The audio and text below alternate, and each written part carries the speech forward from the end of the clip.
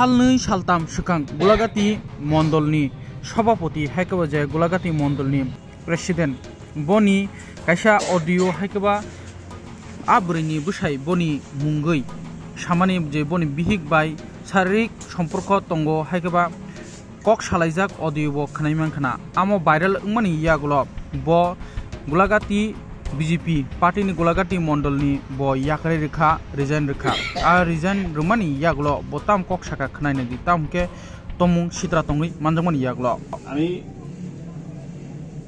আজ থেকে দুদিন দিন আগে আমার সোশ্যাল মিডিয়া এবং পত্রিকাতে আমরা দেখতে পেয়েছি আমার বিরুদ্ধে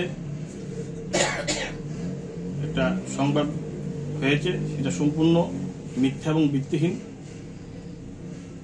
আমি সেই যারা যার সাথে জড়িত ছিল তাদেরকে আমি দীক্ষা জানাই, কারণ এই নোংরা রাজনীতিতে ভারতীয় জনতা পার্টির ক্ষুণ্ণ হয়েছে, সম্মানহানি হয়েছে। তো যেহেতু আমাকে নিয়ে একটা কুৎসা রটা হয়েছে, তো আমি মনে করি যে দলের ঊর্ধ্বে আমি নই, দল সর্বোপরি। দল সেটা বিচার বিশ্লেষণ করবে, দল সঠিক তদন্তমূলে এর সাথে কারা জড়িত, কারা এই ঘটনার সাথে করিয়েছে সেটা তারা তদন্ত করে সত্যটা উদ্ঘাটন করবে এবং দোষীদের শাস্তিও দেবে। এবং পাশাপাশি আমি আমার যে প্রায় 3 বছর হয়েছে আমার মন্ডল সভাপতি, এর আগে 2014 সাল থেকে আমি ভারতীয় জনতা পার্টির সাথে যুক্ত, নিষ্ঠার সাথে এতদিন কাজ করে এসেছি।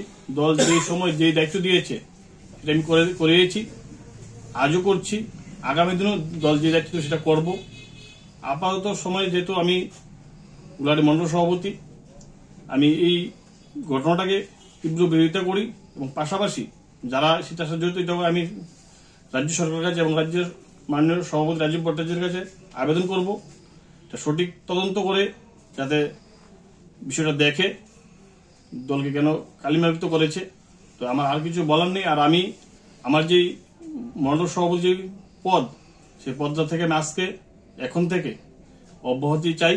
আমি আমার রাজীব ভট্টাচার্য, আমার রাজ্য সভাপতি শ্রদ্ধেয় দাদার কাছেও আমি সেই লেটার দিয়েছি এবং আমাদের সিপাহী জেলা উত্তরাংশের যে সভাপতি গৌরাঙ্গ ভৌমিক ওনাকেও আমি দিয়েছি। ওনারা দেখবেন বিষয়টা এবং আমি আমার আজ থেকে আমার পদ থেকে পদত্যাগ করলাম। আগামী দিন দল যে ডিসিশন নেবে সেটা আমি মাথা পেতে নেব। দল ঊর্ধ্বে আমি নই, দল আমার কাছে সর্বোপরি। একটা ফোন কল ভাইরাল হয়েছে, সেটাতে দাবি করা হচ্ছে নাকি আপনার সঙ্গে কারো একজনের কথা হচ্ছিল। গোটা বিষয়টাকে আপনি কিভাবে দেখছেন এবং কি বলবেন? বিষয়টা হচ্ছে সম্পূর্ণ মিথ্যা। সে বিষয়টা আমাকে চক্রান্তভাবে ফাঁসানোর জন্য সেটা করেছে। সেটা আমার বয়স নয়, অন্য কোনো বয়স বা অন্য কিছু করে সেটা আমাকে কালিমালিপ্ত করেছে। পাশাপাশি আমি আমার রাজ্য সভাপতির কাছে এবং আপনাদের কাছে অনুরোধ করে বলছি, সেই বিষয়ে যারা দুশ্চক্রী, যারা এটার সাথে জড়িত ছিল, যারা সেই নিউজটা করেছে, তাদের যাতে সঠিক শাস্তি আমাদের রাজ্য সরকার প্রদান করে এবং আমাদের রাজ্যের মুখ্যমন্ত্রী প্রদান করে, এতটুকুই বলার। আমি যদি 2014 সাল থেকে নিঃস্বার্থে কাজ করে যাচ্ছি, আগামী দিনও করব, দলের ঊর্ধ্বে আমি নেই, কিন্তু যারা এটার সাথে জড়িত তাদেরকে যাতে উপযুক্ত শাস্তি প্রদান করে আমি আমার সভাপতির কাছে অনুরোধ করে বলছি। চক্রান্ত বা ষড়যন্ত্র আপনি যেটা বলছেন, এটা কারা করেছে? দলের কেউ না বিরোধীরা? এটা বলতে আমি সঠিক বলতে পারছি না, কারণ যেহেতু রাজ্য কমিটির আমি রাজ্য সভাপতি বলেছি, ওনারা তদন্ত করবেন, করে দেখবেন যে কারা করছেন। দলেরও হতে পারে, দলের বাইরেও হতে পারে, সেটা আমি জানা নেই, কিন্তু সেটা রাজ্য সভাপতি বিচার বিশ্লেষণ করে দেখবে কারা করে, তারা তদন্ত করছে।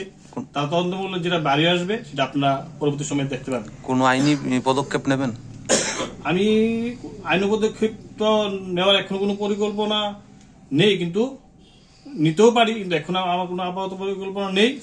আপনারা দেখেছেন আরেকটা বিষয়, সেটা পরের দিন আরেকটা নিউজ ভাইরাল হয়েছে, যাকে নিয়ে কুৎসাটা রটিয়েছিল আমার সাথে, সে কিন্তু উনি এবং ওনার মা বিবৃতি দিয়েছেন, পত্রিকাতেও বেরিয়েছে, এটা সম্পূর্ণ মিথ্যা। কার কার নামও বলেছে, এটা আপনারা দেখেছেন, আপনারা অবগত আছেন। সেটা আমাদের রাজ্য সভাপতি দেখবেন, তারা দেখবেন এটা সম্পূর্ণ মিথ্যা। ওরা যে বিবৃতিটা আপনারা দেখবেন, ওই বিবৃতিটাও আমার রাজ্য সভাপতি দেখেছে বা তারাও এটা গোচরে আছে। আমি বারবারই বলেছিলাম যে গোলাঘাটি বিধানসভার মধ্যে কিছু দুষ্ট লোক রয়েছে, তাদেরকে আমি কয়েকবার সাবধান করেছি, কিন্তু তাদের এই কাজকর্মকে আমি সহযোগিতা না করাতে আমার পিছনে লেগে আমাকে চক্রান্তমূলক ভাবে আমাকে ফাঁসিয়েছে।